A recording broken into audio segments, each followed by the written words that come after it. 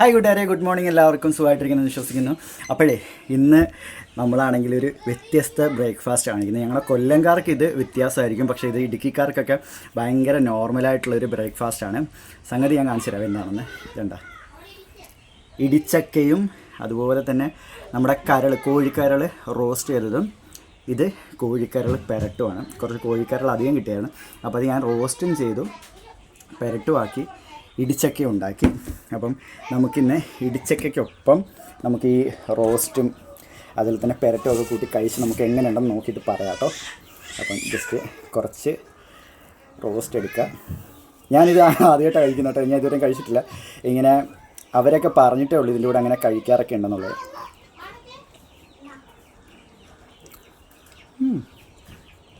കുഴപ്പമില്ല കേട്ടോ, ആദ്യമായിട്ടാണ് കഴിക്കുന്നത്, പക്ഷെ എനിക്ക് കുഴപ്പമൊന്നുമില്ല, ടേസ്റ്റുള്ളതായിട്ട് തോന്നുന്നു.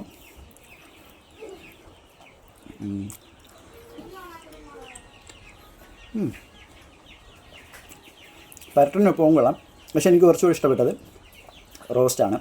റോസ്റ്റിനൊപ്പം കഴിക്കാനാണ് കുറച്ചുകൂടെ എനിക്ക് ടേസ്റ്റ് തോന്നിയത്. അപ്പോൾ